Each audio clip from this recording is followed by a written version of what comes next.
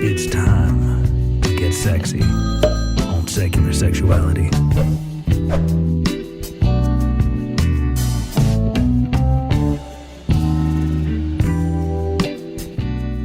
Well, hello, everyone. Welcome to Secular Sexuality. I am Megan Bonner, and joining me, as always, is my wonderful co-host, Christy Powell. Howdy. And today, we will be talking with, we have a special guest with us, and that is Dr. Darrel Ray, and he is celebrating the 10th anniversary of his book, The God Virus. So, Darrel, are you on? Can you hear us? I am here. Can you hear me? We can. Hello. Howdy, sir. How are you? Okay. Good to be on tonight. Absolutely. Thank you for joining us. And welcome back, and thank you so much for coming on to talk to us about your book and the anniversary. Yeah, I'm excited to talk about it because there's been a whole lot going on. Oh, yeah. So why don't you kick us off here? It's the 10th anniversary. Do I have that right? Well, yeah. Technically, this is the 10th anniversary because I published it in 2009. But, 2009 to 2018 means 10 years. But most people will think of it next year. Math checks so out. Next year is when I'm really pushing the whole idea of the 10th anniversary. But this will be kind of the kickoff for that. Yeah. So that's where we're at. And the other key thing is not only is it kickoff for the 10th anniversary of my book, but it's the kickoff for the 10th anniversary of recovering from religion. Mm-hmm. Yay!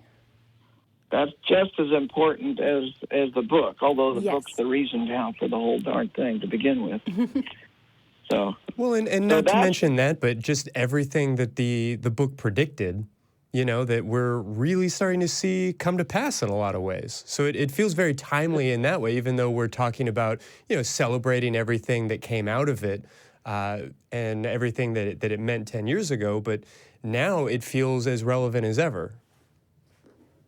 Well, you're right about that, Christy. It's crazy. I look back through the book and I think, shit, everything, it's all come true. I could be Isaiah. I could be an Old Testament prophet here because I don't know how I did this just by looking at the tea leaves, and it all worked. So I think your prophecies are more reliable than those found in the Bible, but that's a whole nother story. It's a whole thing.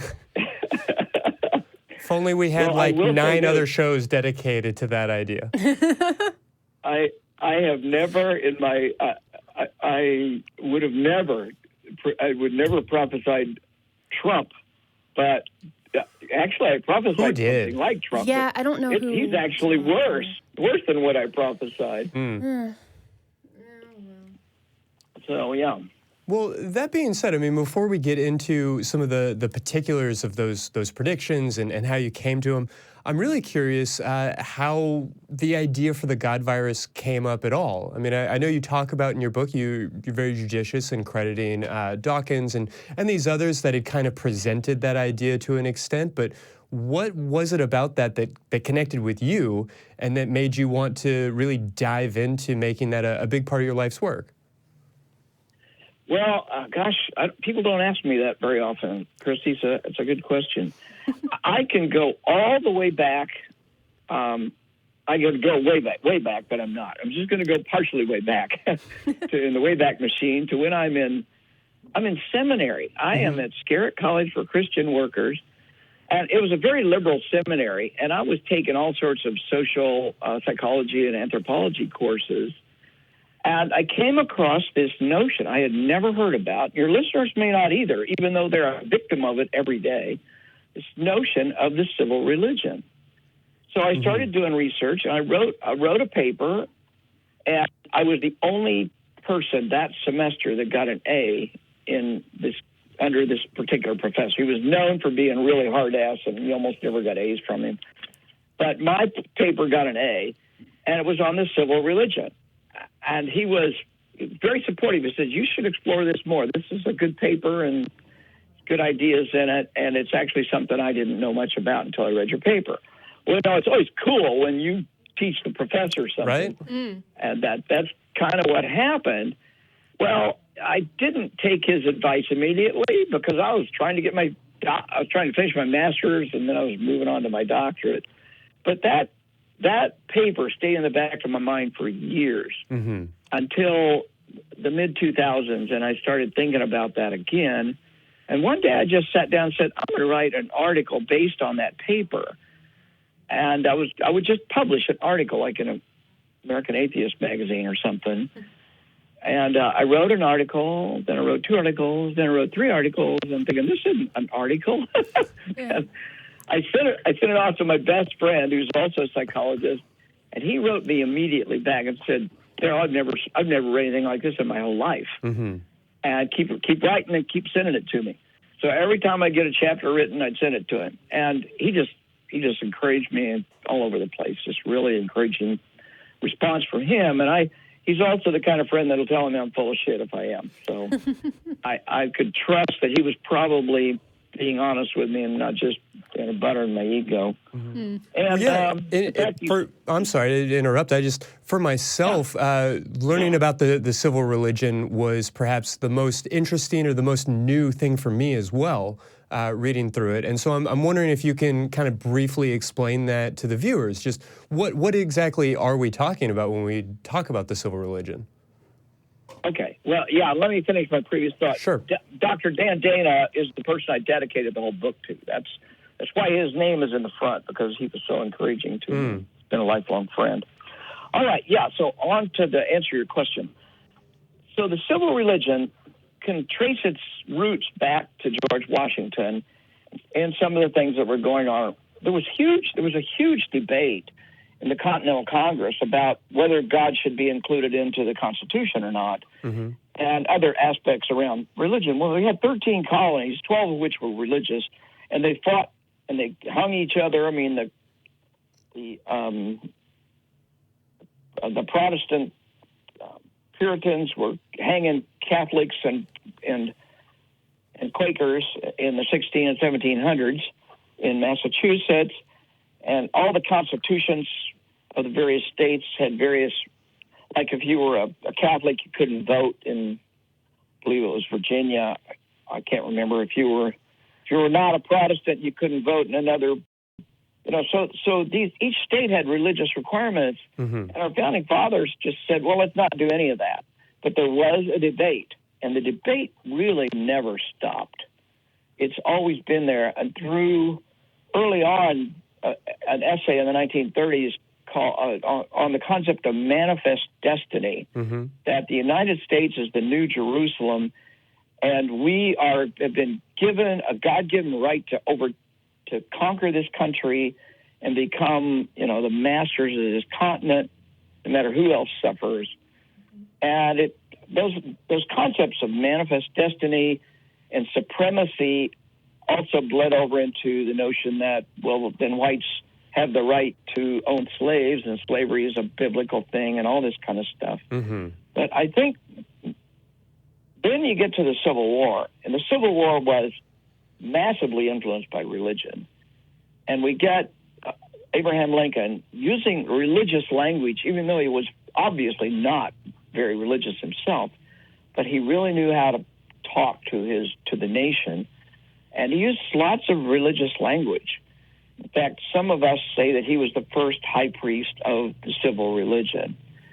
And what I mean by civil religion and what is meant by this concept goes way back farther than what my research did, is that we have an overlayer of religion in our country that has its own idols, and we worship under this religion, and it's an amorphous religion. It's not quite as solid in its doctrines as, say, a Catholic, or a Jew or a Muslim, but it has some rituals that are. If you don't believe me, try sitting down during the national anthem in a stadium. Yeah, absolutely. There's a ritual right there. Or kneeling. Oof. Yeah.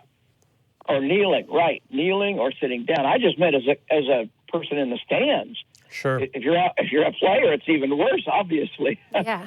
And then of course we've got the idol of the flag, and how the flag is used, how it's always saluted, how you have to place your hand, And those are all religious rituals. And they're rituals that other countries don't really engage in that much.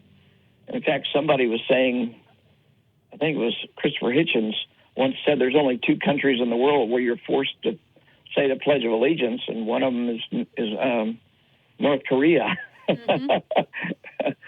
and so it's a strong religious overlayer, if you will, of our entire political system. Then when you ask the question,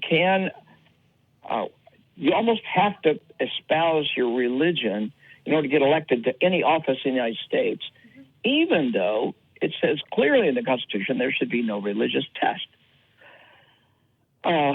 So there is a religious test, but it's very subtle, and it's an overlay of our political structure.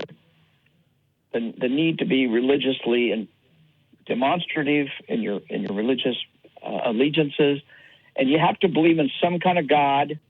I mean, it's the Texas Constitution says you can't hold office in Texas if you don't believe in some kind of God. Right. Now, that meant that you could be Jewish. I guess you could even be Muslim in Texas and still hold office. You can try. Now, yeah, you can try. Now, of course, that clause in the Texas Constitution is unconstitutional, as is many of these others. But you notice they've not done much to get rid of those constitutional pieces in their state constitutions. So the civil religion comes down to us today, and it resurrected its head, ugly head actually, in Billy Graham after World War II and the fight against communism. We really got a highly sophisticated level of civil religion in the fight against communism because we were God-fearing, quote, we were a Christian nation, quote, and communism was godless. So in order to distinguish ourselves from communism and to weed out all those liberals and all those leftists and all those reds in our government, we started using God talk, and we started making people take oaths of office that said at the end of the oath, so help me God. Of course, there have been Supreme Court rulings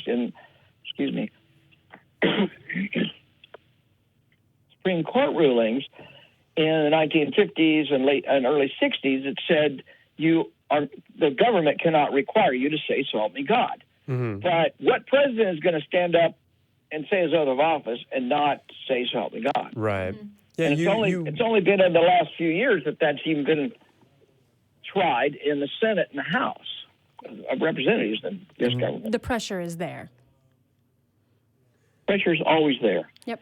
Yeah, and you seem to make the argument that it's on the rise, in fact, and that, we've seen not just something that had happened during McCarthyism that's sort of been with us, but that, in fact, the pressure is mounting and has continued to become more of an issue with regards to, presidential candidates having to show up in church or having to ascribe to a particular church and those kinds of things. Do you feel that that's true? Absolutely. The religious right has taken over the narrative in the nation. And what they have done is they have taken on the civil religion as their own. And that means that anybody that doesn't adhere to their particular brand of that civil religion is themselves un-American. So they have no trouble saying, if you don't like it, get out of the United States. Yeah. Or we're going to do whatever we can to keep you from voting, because obviously people who do not subscribe to our version of the civil religion are not patriotic. Now, there's another whole concept. Patriotism itself is a key component of the civil religion. And any expression of patriotism is participating in that civil religion. And, of course, these two get conflated when you think about patriotism, because patriotism in the United States is frequently the same thing as nationalism. So when we elect a president that says, make America great again, what he's saying is, let's resurrect nationalism and let everybody know we're the top country in the world and we ain't taking shit from anybody else, and we're not going to consult with anybody else, and we're not going to follow the treaties that we've negotiated in the past. We're going to go it alone, it's actually a religious notion. I know it's hard to believe this, especially with Trump, who's clearly an atheist. I mean, the guy's got no religious, not a religious. If he believes in one body. thing, it's himself. He is his own God. There's absolutely no doubt about that. Yeah. And if you then look at the way the elections have been going lately and how often you hear religious, it's almost like at a political rally of a Republican political rally in this case. It doesn't have to be that, but it seems lately. They all end in something that refers to God. They may sing songs that refer to God. I was at a basketball game last year. I was there to watch my favorite basketball team, and I was all prepared for the damn, national anthem. Mm-hmm. What I wasn't prepared for was we're gonna sing the national anthem. Oh, and please remain standing while we sing "God Bless America." Mm. Well, where the hell did that come from? And there's like 15,000 people in this arena. And my buddy and I, we're both atheists, we just stay seated for the whole thing. We got some looks like, man, if I had a gun, I'd shoot you right now. And we're just sitting through God Bless America. We'd actually stood for the national anthem, but we sat down for God Bless America. And you'd have thought we were kneeling down on the field or something. It was that bad. So this is patriotism and nationalism are just other words for this civil religion. But I'm suggesting in the book, and in answer to your question, Christy, that we need to think of this as a civil religion. And then what does religion do to us? How does it affect our culture? And how does it try to force us to behave in certain ways and recruit other people to help coerce those of us who don't believe in their kind of interpretation of religion? That's kind of a long answer, unless you had some other nuances that you thought needs to be explained or explored. Well, definitely you talk about how, the rise of evangelicalism, particularly as a political movement, and how evangelicalism really attached itself more effectively, perhaps, than Catholicism or other Christian movements to the civil religion, and that's been part of their incredible influence, which was a little unprecedented, I think, when you actually wrote the book. Am I characterizing that correctly?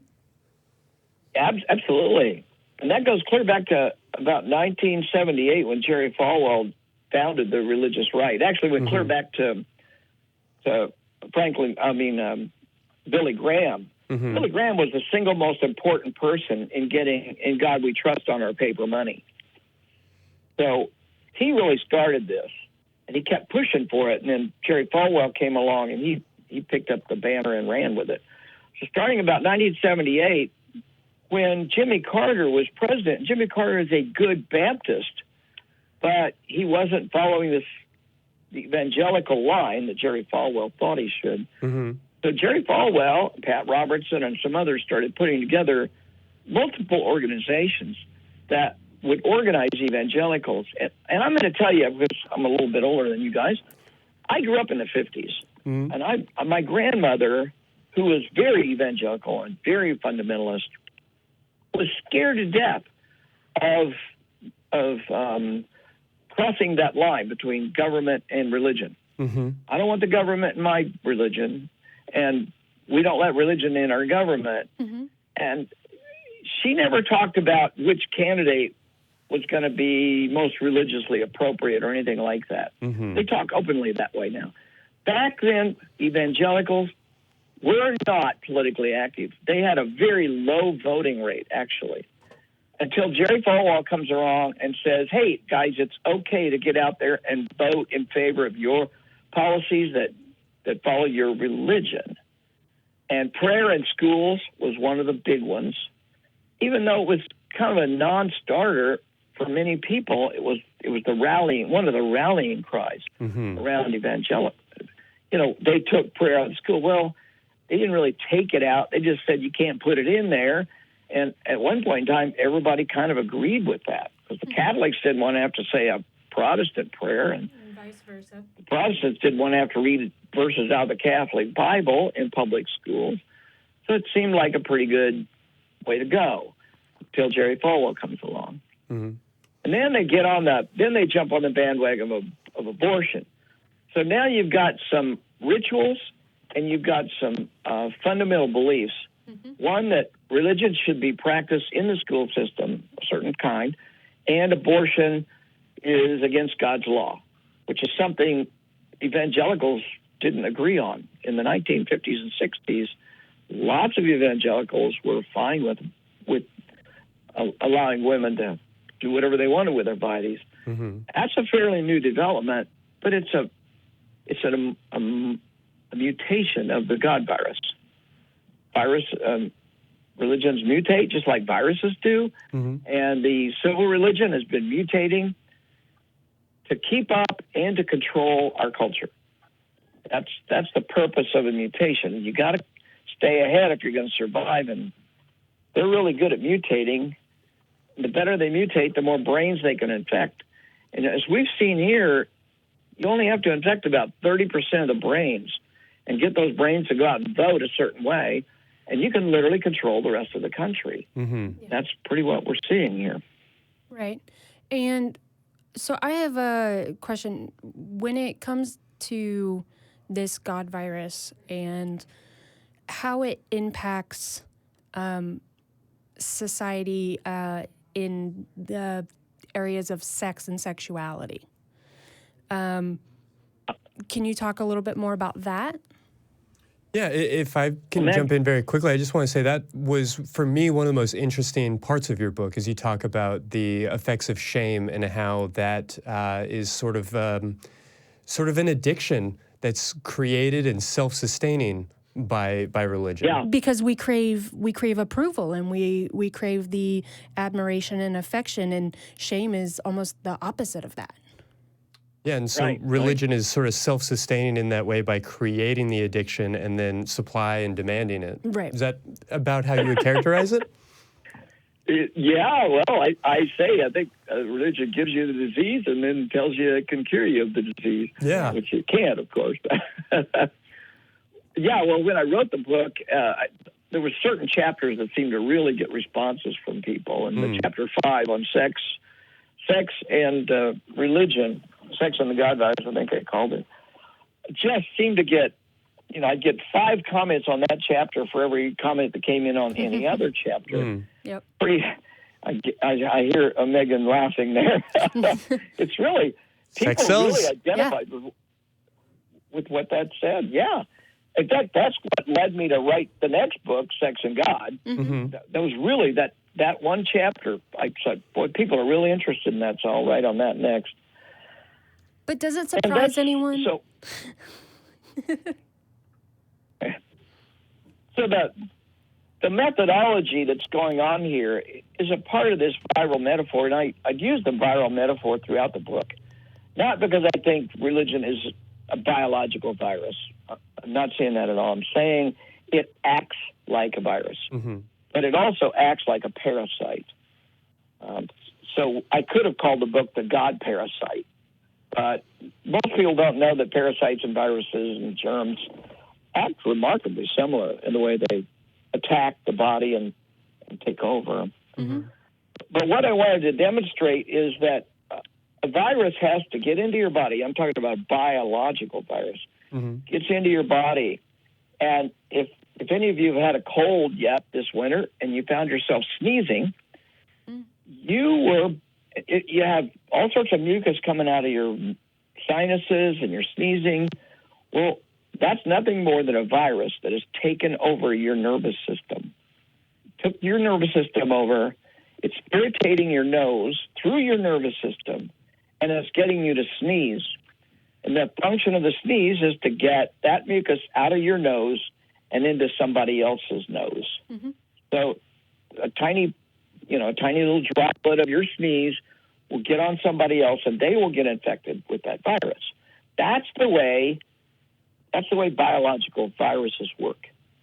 Well, your brain is an idea repository, much like your nose is a repository for rhinoviruses that cause the common cold, your brain is a repository that ideas can get into.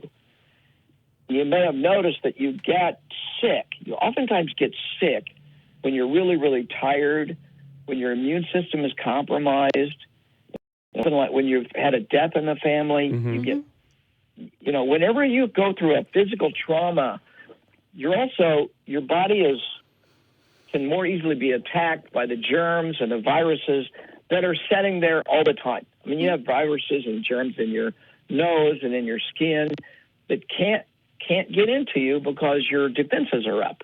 Right. But if you let your defenses down, you can get a cold, and you can get some other communicable disease. Well, religion does the same way.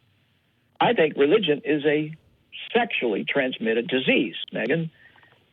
And I mean that almost literally, because you get it from your parents. It's transmitted.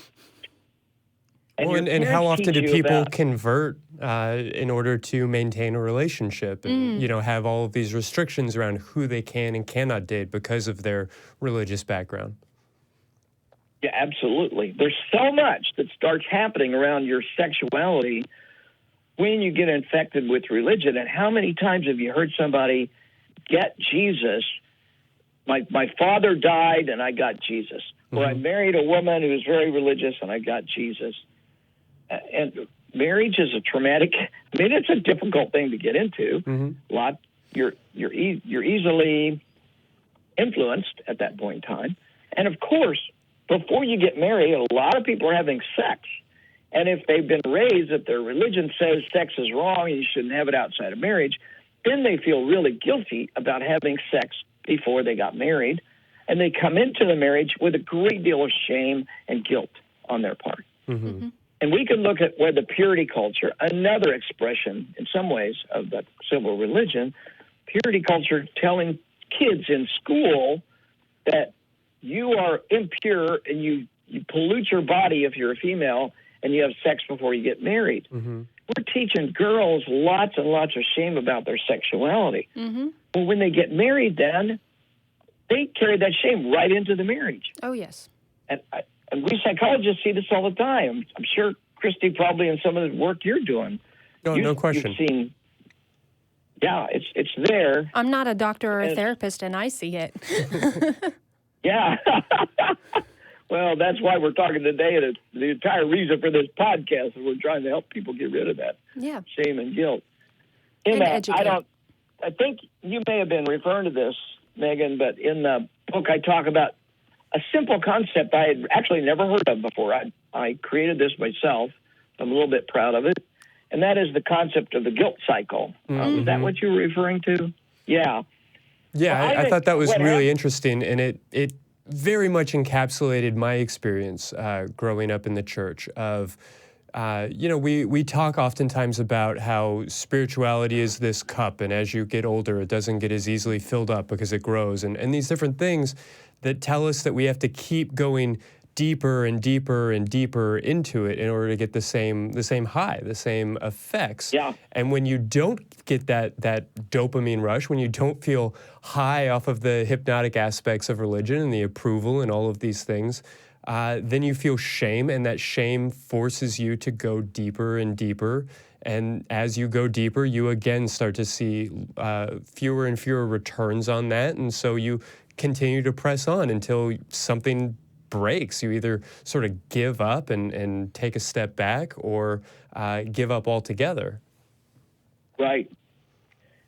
Exactly. And you used a word that I want to explore a little bit, and that's the hypnotic components of it. When I was on book tour, I couldn't believe how many talks I gave on this book, because it really became quite a popular thing to talk about. I put in, you'll appreciate this, Christy. I put one little segment, probably not more than 15 minutes into my talk, to demonstrate hypnotic effects of religion. And that was probably the most popular part of my talk. Yeah, I don't feel like I truly understood religion until I started studying clinical hypnosis. That was the moment for me where everything started to meaningfully click. And you do describe that really well in your book. Yeah, and it was kind of fun I'd get a volunteer to come up, and I'd do a hypnotic induction with a volunteer. I mean, they knew what I was going to do, but I showed them, and I contrasted in my demonstration. I'd contrast a clinical approach to hypnosis, immediately followed by a church camp counselor approach to the same issue. And the audience would just sit there, and sometimes their mouth would drop open. Damn, that's what my counselor did to me, and it's the same thing you're showing me happens in a clinical therapist's office. Yep. And sometimes, this is crazy and odd. One point in time, I'd ask the person, and now let your right hand just slowly float up. And a half a dozen people in the audience, their heads would start floating up. But anyway, that was just, it was really obvious when people saw it, how hypnotic, how they're using these hypnotic techniques. They're hijacking the brain. They exactly are. And people said, well, ministers don't get trained in hypnosis. And I would tell people, well, not the way you think they are. Clinically. But they are getting trained. Billy Graham had a hypnotic style about it, and all people have done is just copy his style. Billy Sunday had a great hypnotic style, and all Billy Graham did was copy Billy Sunday's hypnotic style. I remember see all these. Yeah, absolutely. I remember about 10 years ago, people on the outside were really shocked and appalled by the documentary Jesus Camp. I remember seeing that one. I remember watching that and thinking, if this is shocking to people, they would not believe what goes on in the church that I grew up in. But if you hold that documentary up next to any YouTube video of Michael Yapko or any other type of clinical hypnosis, it's nearly identical. Yep, absolutely is.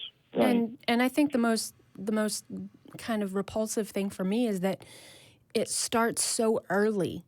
I mean, I guess another word for it would be indoctrination. It starts so early at such a young age that you do not have, you don't have the skills to develop any defenses against it. Right. And that goes into the notion of an immune system. That we have a physical immune system, but we also have a rational immune system. So you're early on, when your defenses are down, when you don't have an immune system, when you don't know rational critical thinking skills, it's easy for your parents, your grandparents, your community to infect you with a very specific God virus. It might be Baptist or Episcopalian. It might be Jehovah's Witnesses. But you'll notice also during that indoctrination phase that those same religions are telling you that all the other religions are wrong. And they're giving you the immune systems, the rational immune system to resist Catholicism or resist the Mormons when they knock on your door. Because when the Mormons or the Jehovah's Witnesses come and knock on your door, they're really trying to sneeze on you. They want to give you their God virus, their disease. Yeah. So don't shake their hands. Yeah, that's clearly the problem. It's the handshake.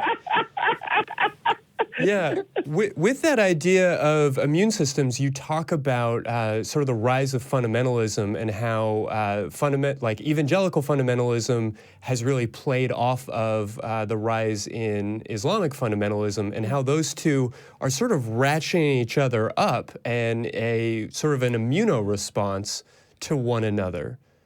Like a cycle of just back and forth until it just goes up. And all of that, certainly after 9/11, but before the just generation growing up and coming to age in the Middle East after having survived drone attacks their entire life, after having survived all of the aspects of the military engagements that we've had there. And I'm wondering now, 10 years later, as you look at the news, how do you feel about, I guess, the way that you predicted things were going to go, about how you saw them then and maybe how you would view them now? Well, they've just gotten worse. I thought it was pretty bad when I was writing the book back in 2008, 2009. But it's worse now. And the fact is we can't see the end end yet. But you're referring to something I spent a couple chapters writing about, and that is that fundamentalism begets fundamentalism. If you get a fundamentalism, those people who are most fundamentalist are the shock troops of the God virus. They're out front pushing and trying to infect more and more. And when they hit another culture or another religion, then the fundamentalists of that other religion are going to fight back. They're just going to let the Christians roll over them. The Muslims are going to fight back. Well, you got to have the Muslim fundamentalist shock troops to do that. And this is not the first time in history we've seen this. Certainly. This notion of fundamentalism, fighting fundamentalism, goes back at least 1,500 years. Yeah, if not into prehistory on perhaps smaller scales. Yeah. Oh, it got pretty big when you look at the Crusades. Mm-hmm. Crusades were one fundamentalist group, in that case the Catholics, trying to infect another geographic area, the Middle East. Well, there really wasn't a strong fundamentalist Islam at that time. Mm-hmm. Islam was still coming out of its enlightened, if we could say it, kind of semi-enlightened phase where they were contributing to architecture and mathematics, and Spain was like the center of study and philosophy. Lots of cool things were happening in Islam right about the time that the Crusades happened. Well, you don't just walk in and kill lots of Jews and Muslims without getting some kind of response. Mm-hmm. And so the Middle East created its own fundamentalists, some of which were pretty crazy. In fact, the word assassin comes from a group that was kind of a result of the fundamentalist reactions of that particular time. Now, I don't want to get too detailed. That's probably not totally accurate, what I just said, but it's close. Well, sure. Looking again at modern history and everything that's occurred in the last 10 years, how would you sort of characterize the relationship or just this moment in the God virus evolution? Is there anything that stands out for you, in the wake of the growth of ISIS and everything that we've seen, all the scandals we've seen coming out of the Catholic Church in the last 10 years, and these different aspects of religion mutating and changing? Is there anything maybe characteristic that you would use to describe this moment in time? Well, as with any massive social movement, it exhausts itself. It's like an army that spreads itself too thin. Mm-hmm. And once the army spreads itself too thin, it leaves itself open to attack because it can't defend itself. It's like, Germany can't fight a two-sided war against countries that are big in it. It's just common sense about war. But it's the same thing in fundamentalists. Fundamentalists overextend themselves. And quite frankly, I think they've overextended themselves. Now, that doesn't mean they're going to go away, and it doesn't mean there's not going to be a lot more battles and a lot more suffering before it happens. My question is, are we going to get out of it without a nuclear war? Are we going to get out of it without, having massive social disruption, which could happen? Mm-hmm. Of course, social disruption actually breeds fundamentalism oftentimes, because people always see the answer to social problems as more God, more my God, not your God, but my God, of course. More praying in schools will prevent mass shootings. Thoughts and prayers. I do want to hop in real quick, Darrel, just to say, let our listeners know, we have phone lines open, and if you are interested in calling in about the topic we're discussing today or any topic in general, the number to call is 512-686-0279. Sorry, go ahead, Darrel. Yeah, so I think those are all, you guys are right on target on that. There's so much going on with the fundamentalists. But the fact of this last election, you see finally that there's some pushback. Mm-hmm. And the fact that the Congress switched hands, the Senate wasn't likely. I never dreamed the Senate could switch. But there was some pushback there too. I mean, we'll see how this all goes. Well, regardless of the current... Well, I was just to say, Right. regardless of the current political climate, I mean, I know that that's definitely a part of it. But do you feel like we, as skeptics, as people who believe in science and human equality, have we gained any ground in the last 10 years? Do you feel like since you published this book, despite some of these sort of dire predictions that you made coming true, from the overall standpoint, do you feel like religion is on the march? Do you feel like it's gaining ground? I don't think it's on the march. I think it has gained about as much ground as it's probably going to gain, but it might hold that ground. That's, the Crusades were a fundamentalist movement that went over and took over the Holy Land, so-called Holy Land, for 200 years. Right. Despite the ISIS kind of response in the 1200s, they still were able to hold on to that area. So I guess we would be foolish if we let our guard down. We would be foolish if we thought we'd won the war, because we haven't. We haven't even won we've only won a major battle at best. So I think there's a lot yet to happen. I do think what you're seeing in Wisconsin right now, and in Michigan and North Carolina, is while they've still got the power, they're going to try to institutionalize past laws that can't be easily overturned, and that literally happened the last 2 or 3 days in those 3 states. Well, that tells you they don't have too much confidence they're going to get back into power anytime soon. They see the wave coming against them now.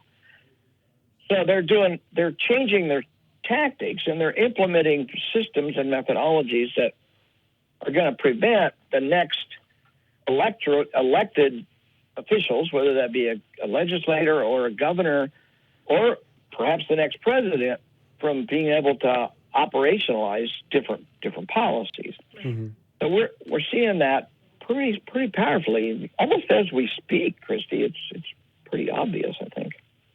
So Not sure I got off topic there. That's okay. So I have a question. What in the last 10 years since you wrote the book, though, for you has been maybe the biggest stride that you see we've made that you weren't necessarily expecting? Looking for a silver lining. What's some of the positive that you've seen that you weren't able to predict at the time? Well, I think we have clearly seen progress in LGBTQ rights. I think we've seen some clear. I love what we're doing there. I think we got a long ways to go. I am somewhat encouraged by some advances I think we've had in civil rights, and that I think people who didn't even acknowledge that it was much more difficult to be a person of color in our culture than it is. I mean, I see people when Black Lives Matter. I see people recognizing from Black Lives Matter and from the Me Too movement, among other things, for the first time saying, "Wow, okay, I had no idea how privileged I was." And that's I think this notion of white privilege, as much as the religious right is pushing back against that, I think a lot of people are starting to figure out that if we want this to be a good, well-ordered, well-organized, and open kind of culture, we're going to have to get rid of some of the stuff that's been going on literally since the days the first slaves were brought here, and women couldn't vote, and people of any sexual orientation except straight, cis, hetero were not allowed in any political office. So I think we've seen real gains there. The cool thing is it's kind of under the radar in some ways. I really think, and this will sound kind of crazy, and I know we've gotten way off sex. I'll get back to sex in a minute. But in some ways, we would not have realized or been able to push as far if Hillary Clinton had won. And I was a big supporter of her. I voted for her. I campaigned for her. That's not the issue. The issue is we have seen the worst that this movement has got, the worst that the religious right has. And it terrifies a lot of us. we would not have realized. I'm gonna make an observation. Before the Civil War, 20 to 30% of the population of the United States, white population, had no problems with the notion that one person could own another person. Well, those people, quote, lost the Civil War, but they didn't stop believing. There's still people out there that don't have a whole lot of problem with slavery, but they can't say that. We live in Texas, so yeah, we're aware. Yeah, okay, you've heard that. And when I drive down the road in southern Missouri and I see Confederate flags, I say that person has no problem with slavery. And so and one of my pet peeves, we have the biggest, I'm a big U.S. history nut. I love U.S. history. And Aaron Burr was a traitor. The Rosenbergs were traitors. But nobody talks about how Robert E. Lee was a traitor. There's no doubt about it. The man was a traitor. So, but he is not vilified. My uncle was celebrating his birthday on Facebook today or yesterday. Oh, fun. And Yeah. I was just baffled, and Founded? It relates to me when you were talking about the civil virus and going back to that very briefly. I don't want to derail everything, but growing up in the 90s, granted I went to a Christian school, but I was very much under the impression that the original intent of the Constitution, that's a phrase that was thrown around a lot, and there's a whole movement around original intent, that all of the founding fathers were firm Christians of one stripe or another, that, to them the idea of not having a religious government was crazy, that they just couldn't agree on which type of Christianity it was. And so it was all understood, it was understated, it didn't need to be explicitly made clear that it was a Christian nation. And that is very much not only the viewpoint of the world that I grew up in, the school I was educated in, even sometimes our YouTube comments. And it was very shocking to me to not only realize that, okay, God's not real. Spoiler alert, sorry if you're watching this show and that's new information for you. But to not only realize that God's not real, but that this was never founded as a Christian nation. And so that kind of reconstructing the narrative that you're describing. When we talk about slavery, it's a very similar thing.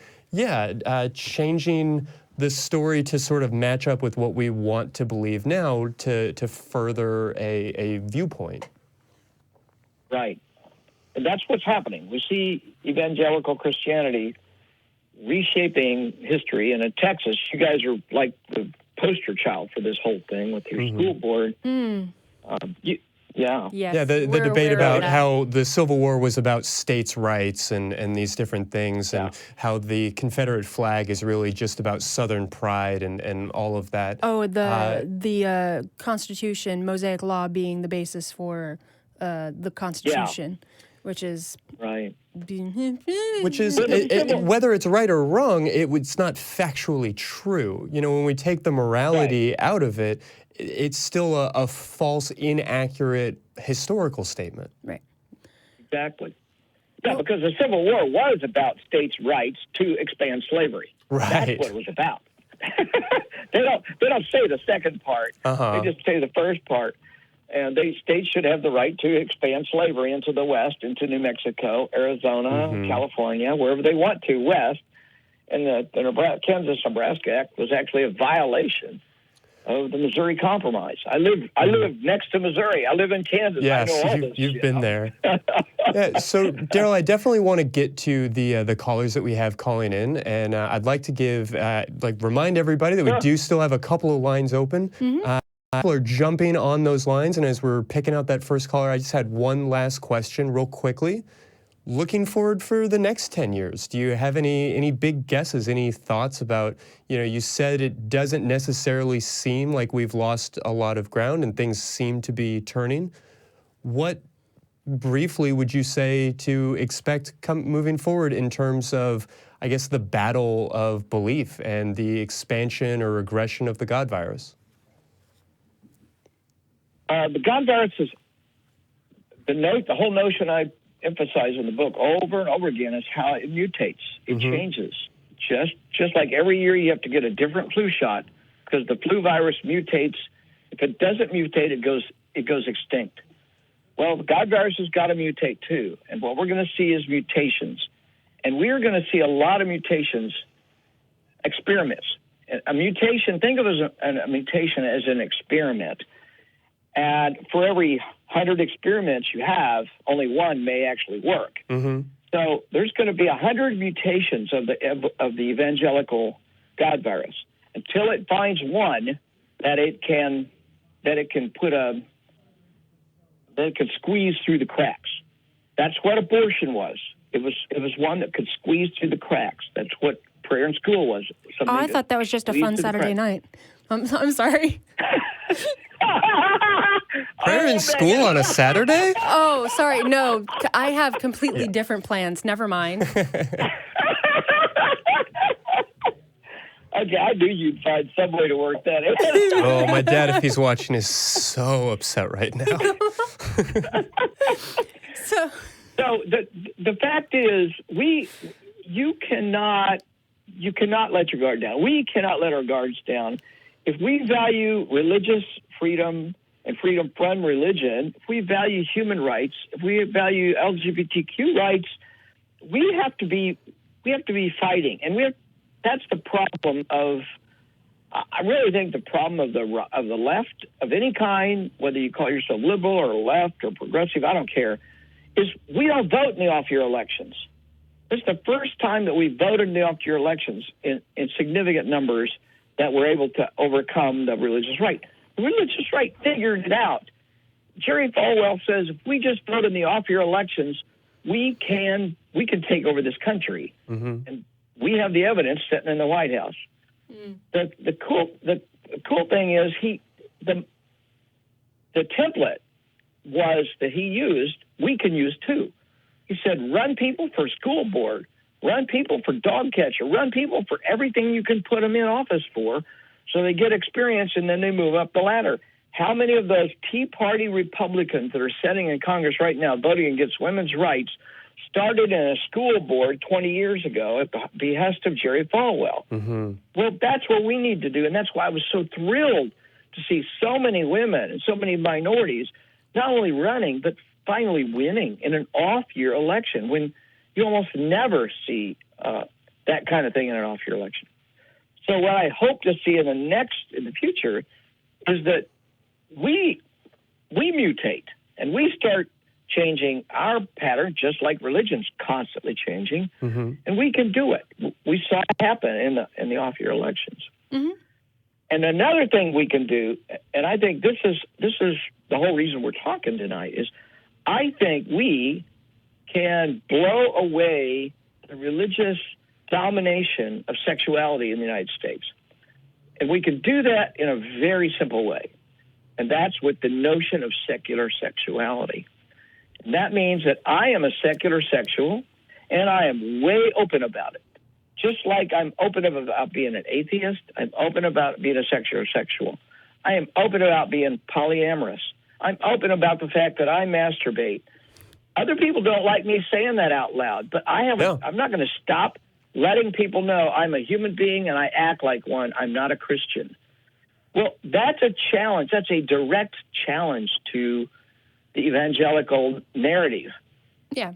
And when my kids or my grandkids or other people hear this and they hear they're getting taught this abstinence-only purity culture bullshit, they're going to have another challenging narrative there. And I think that's what we need to do, is challenge that narrative at every opportunity. Right. Put away our shame and be ourselves. Let people know that it's an option. Yep. If you're ashamed, then you're still full of religion. Sexual shame is a religious idea. Yes. I don't have to have shame to know I shouldn't go rape anybody. I don't have to have shame in order to know that I shouldn't walk around naked in the middle of downtown Kansas City, Missouri. That doesn't require shame. It just requires common sense and following the rules of the culture. I think add shame and guilt. It's religious. Yeah, I think that the religious shame has kind of definitely found its way into the culture, which is a whole nother conversation. But we did want to get to calls. So we do have some lines open. If you'd like to call in, 512-686-0279. We're going to go to our first caller, who I'm going to totally butcher your name, and I'm so sorry. Gumko? Are you there? Well, we're going to place you back on hold, and we'll go to the next caller. Min in California, are you there? Hello, Megan. Hello, Christy. Hello, Dr. Ray. Hello. Howdy. Hello. So what you got on your mind tonight? Thank you so much for taking my call. I always love to talk to Dr. Ray sometime because this area really fascinate me. Especially because, even though I am gay, but to be honest, my lifestyle is pretty conservative, and it's not because my parents expect me to be that way, but just the way the cultural, aspect of how I grew up. So one thing I don't understand is the polyamory concept, and I would hope Dr. Grace can help me understand this, and let me give you the reason why I asked you this question. So when I look at culture around the world, when patriarchy was the dominant force, a king can have, multiple wives. However, when I read about the history of those culture, it seems like the king always have a favorite wife that he loved, and he loved like emotionally, not just sexually, and that wife does not necessarily have to be his queen, but it can be some woman, whoever. And I think in religion, like Islam, for example, like the requirement, like you only have a maximum of 4 wives and you have to love them equally. So, and it's virtually impossible for a Muslim to do that. And so that's why I wonder, how is it possible that a person can love, multiple people with this, with the same devotion of, emotion and, feelings and, sexually too. So I hope you can explain to me how that works. Well, you've got the central issue of the question. I love it. It's a very good question. Let me start off by saying polyamory is not the same as polygamy. What you described in Islam is polygamy, kings having multiple wives. King Herod in the Bible had 15 wives. That's polygamy. We're not talking the same thing at all. So I have 2 children, and I love both of my children. I will not say that I love them equally. I think I have different types of love or different levels of love for each of my children. Mm-hmm. I have 2 grandchildren. I love them. Nobody says, Darrel, how can you love 2 grandchildren equally?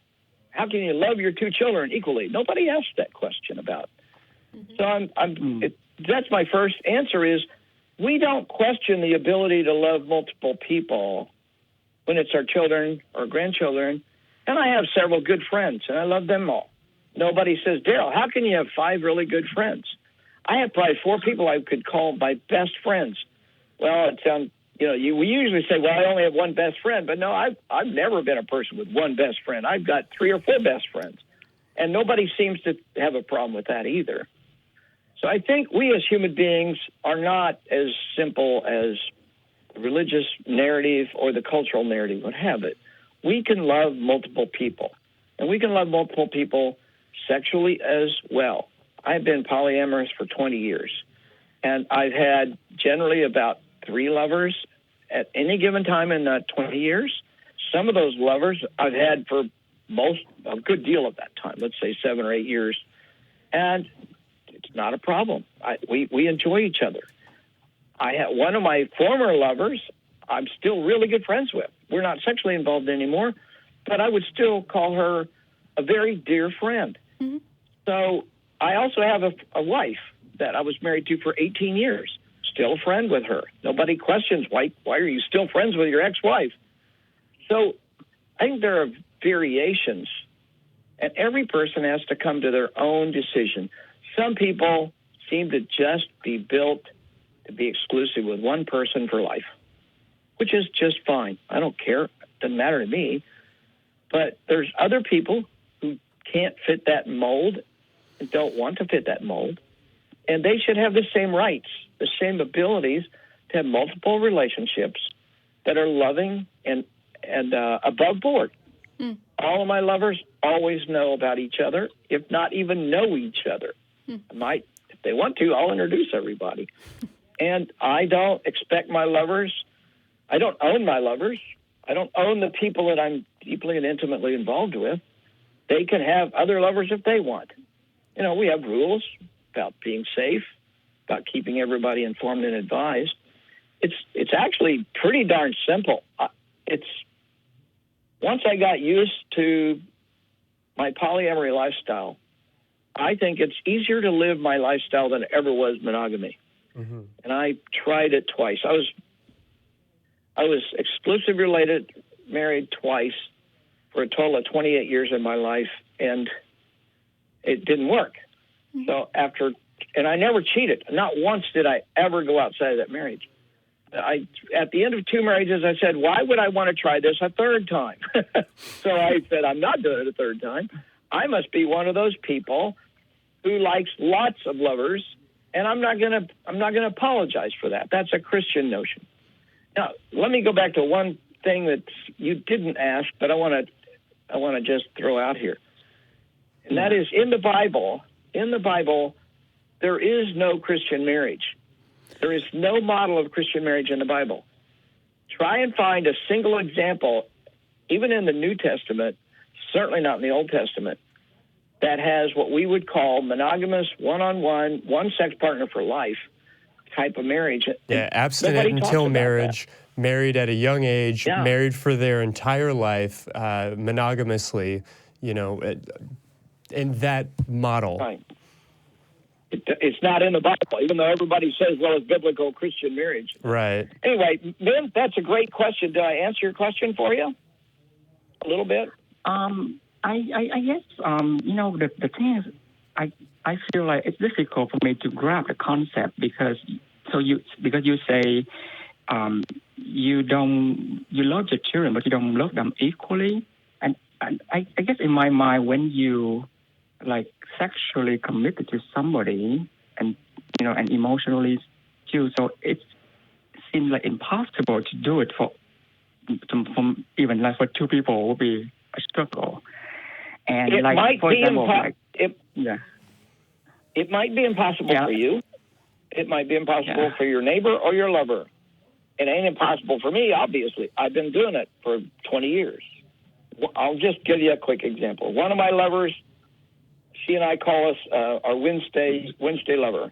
And we see each other every Wednesday for several hours. And we've been doing this for going on 7 years. And I'm happy with it. She's happy with it. My primary lover, she and I see a hell of a lot of each other, but I still go out and travel with my travel companion, and we call each other, my travel companion calls me her travel husband, and we travel all over the world together. And she and I have been doing that for 18 years. 18 years I've been traveling over the world with her, and my other lovers all know about this. In fact, I will not date anybody unless I tell them and they approve. They don't like it, tough. Go find somebody else. I am not going to go back to being monogamous. That's just not going to happen. So it's not impossible. It is impossible for some people, and that's okay. I mean, some people, I cannot do calculus. That is impossible for me. But don't make me do calculus.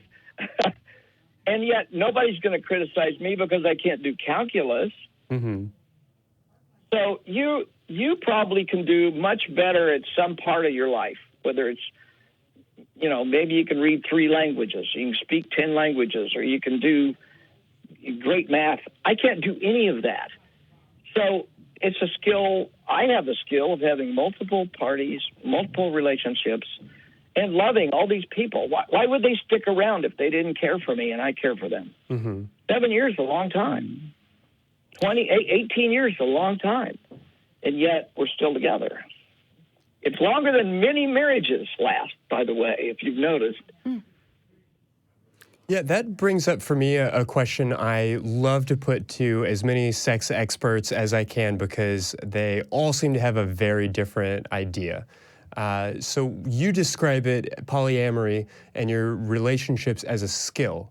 And so I'm wondering if you see your polyamorous lifestyle then as a choice that you've made, or if you see it as an orientation comparable to, homosexuality versus, bisexuality might be monogamish rather than full-on polyamory, and those different kinds of ways of looking at it.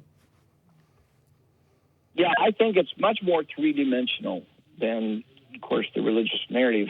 That's partly why I wrote my next book, Sex and God. There's a whole chapter I deal with called a concept that I think is really useful.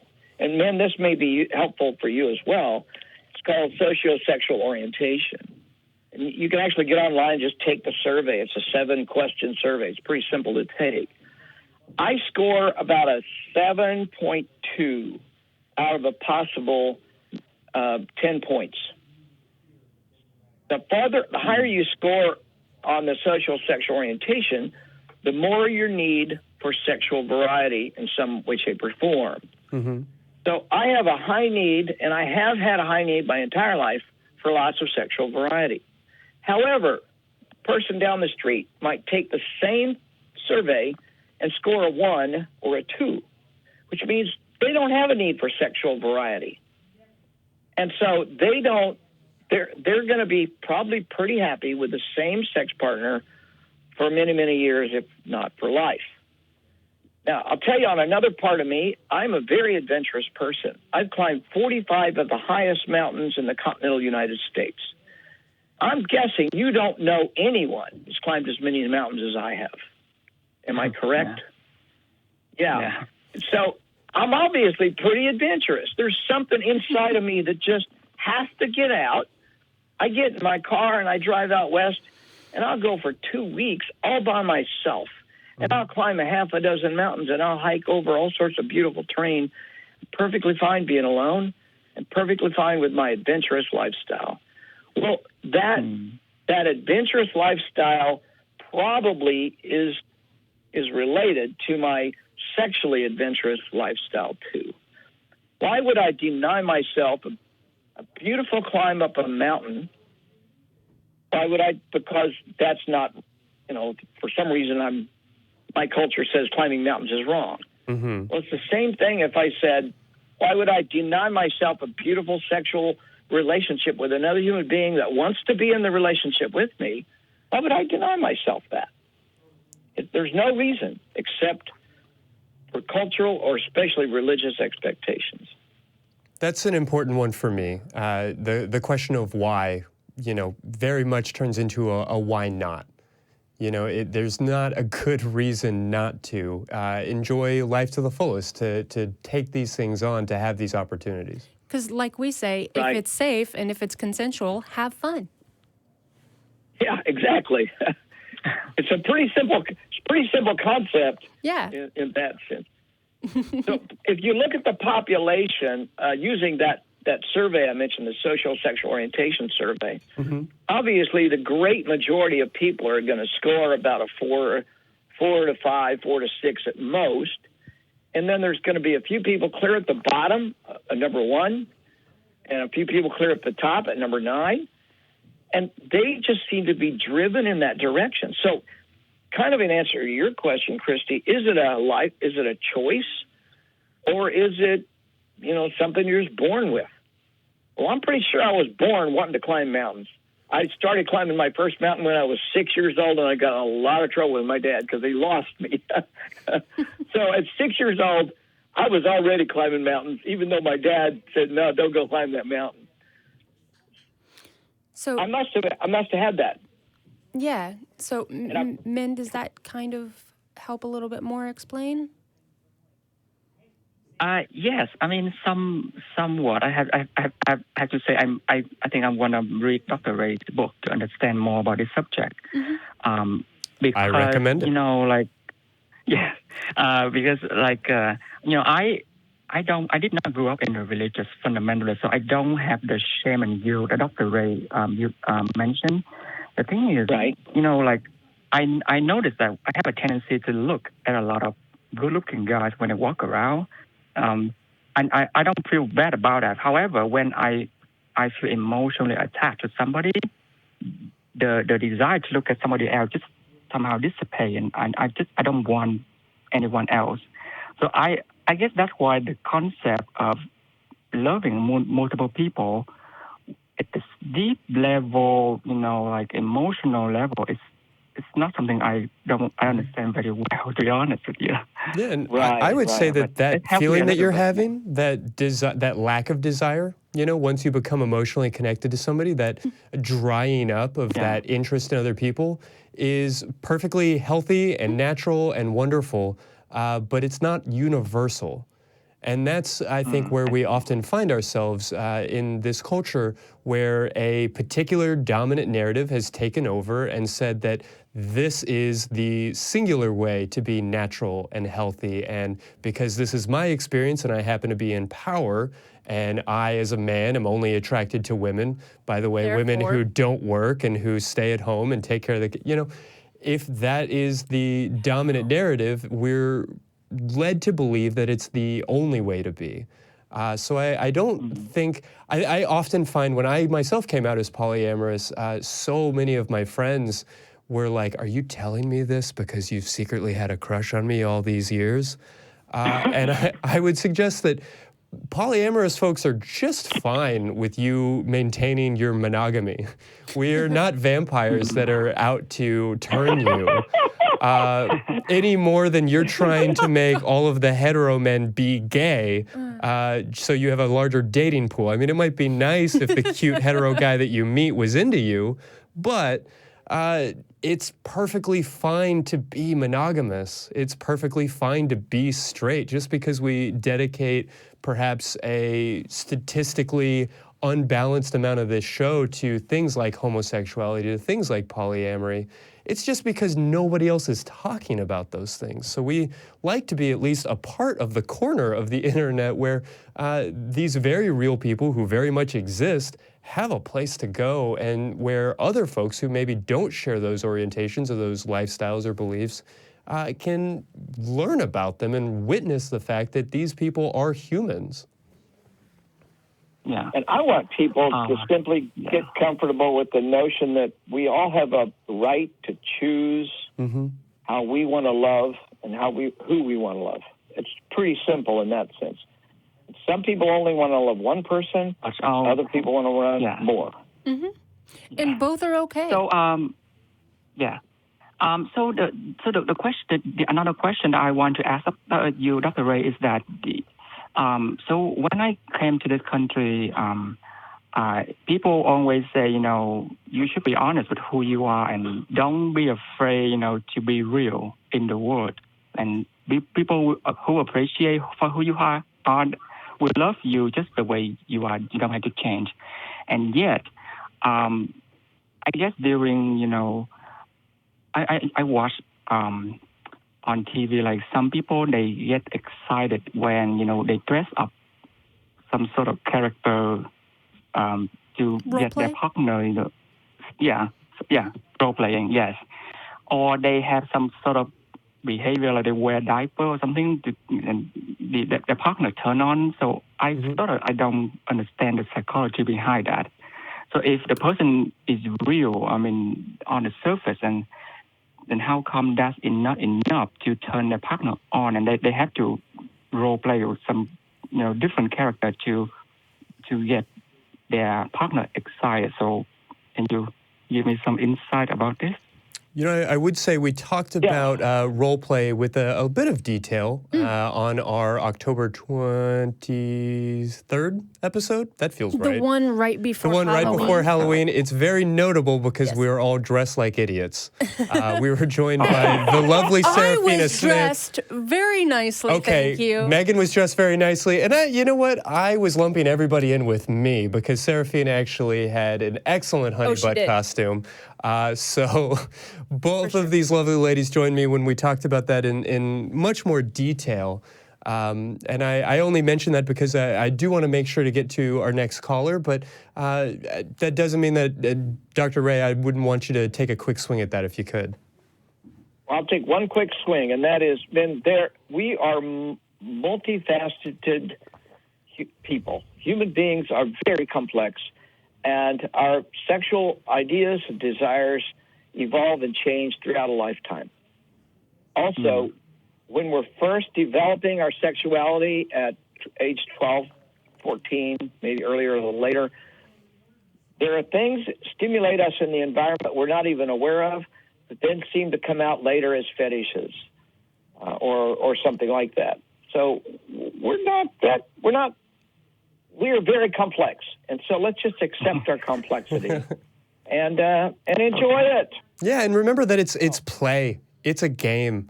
You know, It's fun. in the upcoming,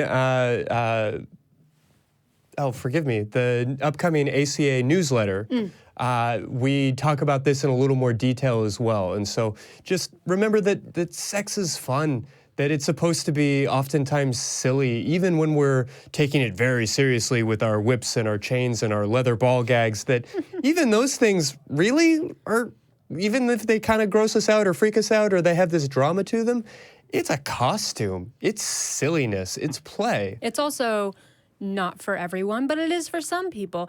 And, you know, your kink is not my kink, but your kink is okay. Yeah. Thanks for calling, man. Yeah. Yes, thank you so much. Yeah, thank you so much, Dr. Ray. Yeah, thank you, Megan. Thank you, Christy. Yep. You have a nice show. You Thank too. you. Glad to hear from you. Thank you. So we do have another caller on the line, and I think some of our audience may recognize this particular caller. Mr. Matt Dillahunty, you are on the air. Hi. Hi. I didn't think you let that guy on your show. I'm surprised. I'm in the building, and I'm actually on the show next week. Yes, you will. Right? well, So nothing but top shelf guests. Hey, Matt, how you doing, buddy? Good to hear from you. I'm all right. By the way, I'm going to be up your way somewhere between the 17th and the 19th, but I'll drop you an email if I have time. Just who knows? Please do. You know, we want to see you if you're up here. All the cool kids hanging out without us, Megan. I know, I didn't get right? the invitation to Missouri. Neither did I. Megan's Well, been you at know- Darrel's bed and breakfast. Don't say you haven't been up here, Megan. You know No, you have. I have, and it was a lovely time. It was awesome. Yeah, I'm going to sneak up through. Kansas City's going to be, it's always one of my stops. My grandmother's there. She's 91. She was just in the hospital with pneumonia, so I'm definitely driving up to see her again, but she's home and doing well. But I wanted to call in not only because I'm going to be on next week, but I thought of something. Darrel was talking about the test. There's another test that we should probably talk about next week because it absolutely pissed me off to no end. Because I took the Kinsey scale test, like a year and a half ago for the first time ever. It was something I just never paid any attention to. The terribly And- modern and absolutely still well regarded Kinsey scale test. Yes. Yeah, we can talk about that next week, but because that shit ain't true. But it was funny because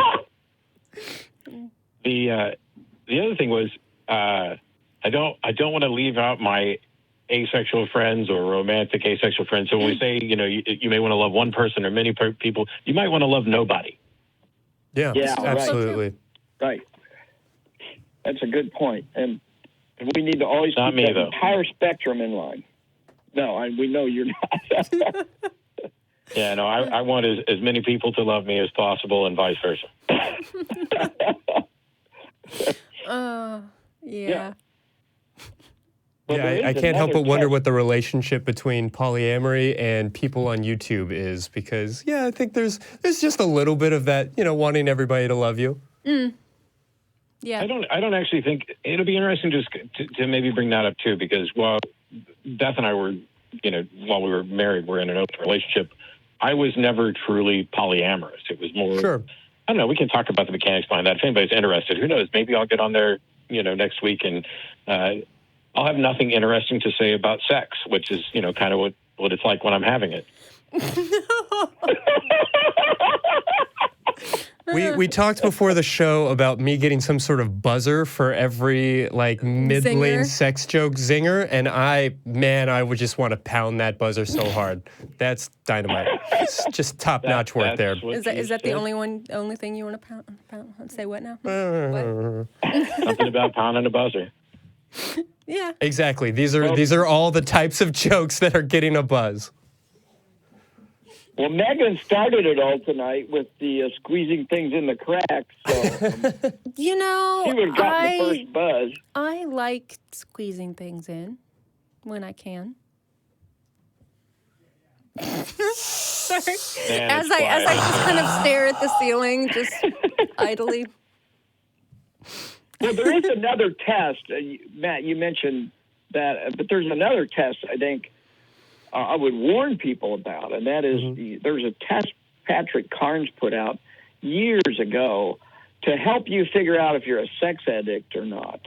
Have you guys talked about that? I don't think you We've only briefly touched on on sex addiction. I do think I'd like to dedicate a lot more time to that, but even if we pivot to the rest of the conversation, I want to look squarely into the camera's eyes and say very strongly that sex addiction is a made-up idea. We can talk about the particulars of what that looks like. There are 100 books I could recommend, but overwhelmingly, I don't want to let a moment pass without just shouting that from the YouTube rooftops of the ACA if I can. Sex addiction, I believe, is also known as a libido. Yeah, the old joke is that a sex addict is anybody who has more sex than you do. Exactly. That's the definition. Although, I will add, I want to be on. I want to be on that podcast when you do it because I got a lot to say about that subject. Okay, Alrighty. it's a date. Go ahead, Matt. Yeah, Darrel's absolutely the perfect person to have on when you're talking about the bullshittery of sex addiction. That said, I heard something earlier, and I'm not going to derail, but I would highly recommend that people stop acting as if hypnosis is actually a thing, because it's not. In much the same way that sex addiction is not a thing, hypnosis is not a thing. There's no such thing as a hypnotic state. It is, by and large, two people play acting, and there's no way to distinguish between somebody who's purportedly hypnotized and somebody who's just pretending to be hypnotized. It's looking at it like placebo. Now, that doesn't mean that it can't be effective, because, lies and positive statements to people and giving people permission to not feel, guilt and shame or whatever else, those can all be incredibly powerful. So the person who says, oh, I'd never sing in public, and then you quote unquote hypnotize them and they'll sing in public, it's because they think they have permission, as far as we can tell. And there doesn't seem to be a lot more to it than that, which doesn't mean that it can't be fun, and it doesn't mean that it can't be useful. Well, I think that you're completely correct. No argument out of me. You'll get no argument out of me on that one. You're absolutely right. Yeah, in terms of the Vegas sideshow, I'm going to swing my watch and I'm going to control your mind. Absolutely, that's complete madness. And you're right. There's no magic test. There's no trance-like state. There's no way to say that somebody's being hypnotized. That being there's said, no measurable brain state difference. Yeah, absolutely. There is a lot of effectiveness in hypnotic technique, which is not the same thing as putting somebody in a magical trance.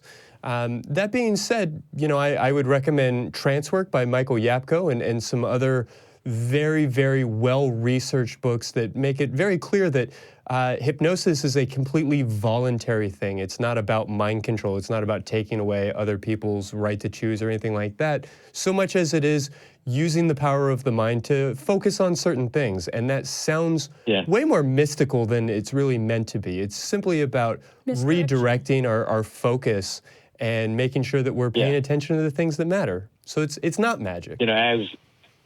as a magician, I've dabbled in this area before, and I have a number of friends who are, stage hypnotists and other things like that. My view of it is that, if we're having fun with it, and we're not trying to say or do anymore, it's fine for comedy. It's even fine if you're trying to positively encourage people. But I related a story in the past where when I was 17, 18, and kind of much more heavily into hypnosis, I would on occasion hypnotize my girlfriend. Mm-hmm. I'm going to pause there for a second so that everybody can think the wrong thing. And it was actually kind of me practicing and learning about it. Well, one night she twisted her ankle, and I just, really quickly hypnotized her and made her think that her ankle didn't hurt so that she could, walk into the house like nothing happened. And I thought, wow, this is awesome.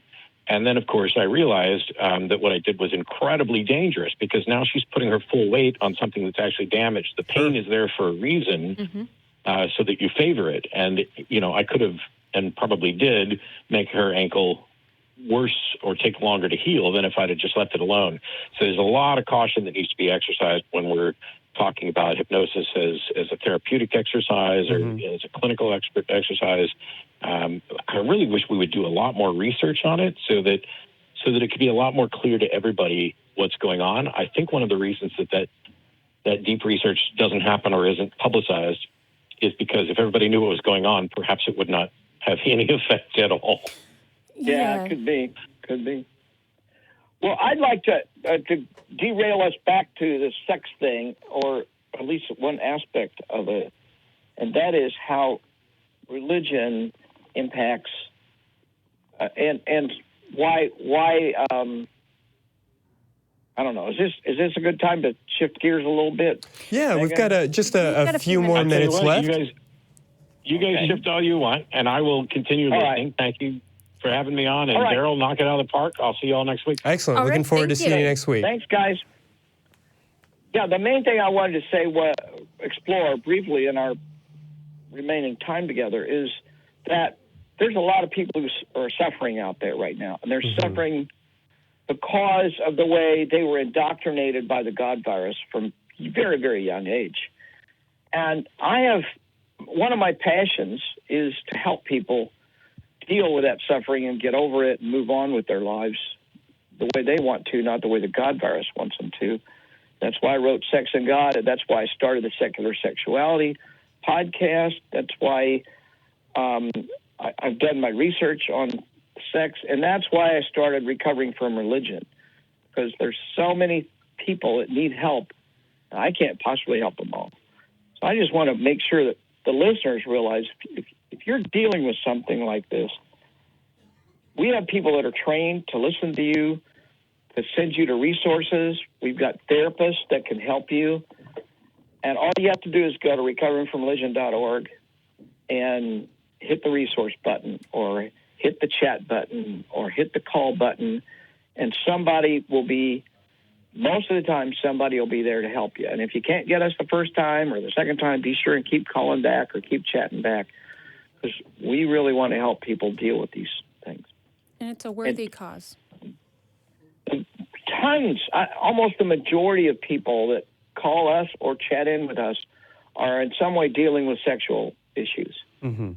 And those sexual issues always, 100% of the time, could be traced back to religious training on purity or, marriage, around Christian ideas of marriage. It's insidious, and there's help out there. You don't have to suffer alone, and you're not the only person suffering these kinds of consequences from religious brainwashing. And I think for everyone out there who is, struggling with whatever shame or guilt or, various baggage that they are carrying, it's okay. You can't expect to get rid of that shame overnight, but we are here and we're going to go through this together, and it can be done.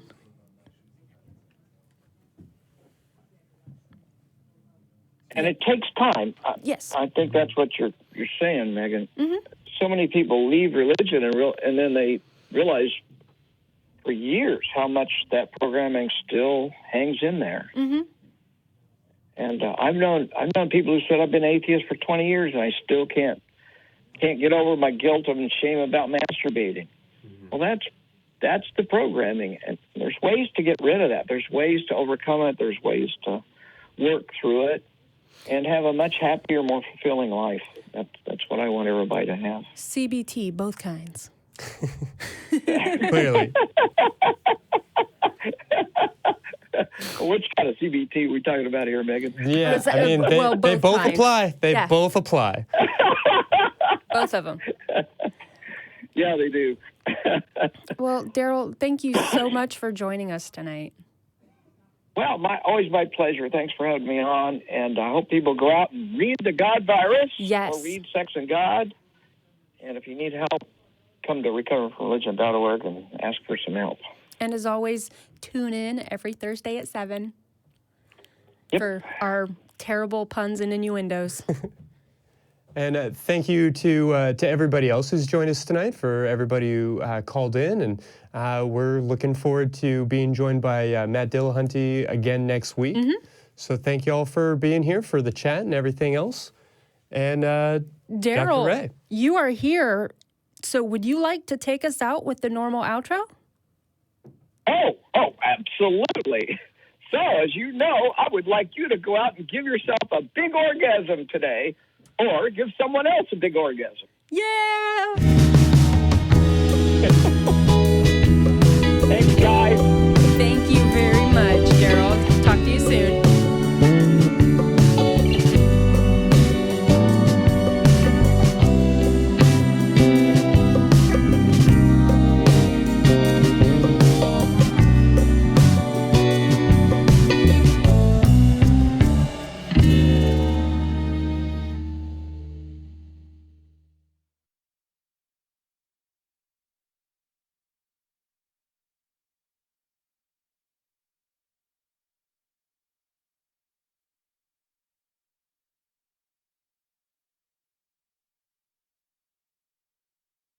Take credit and blame, bro. Credit and blame.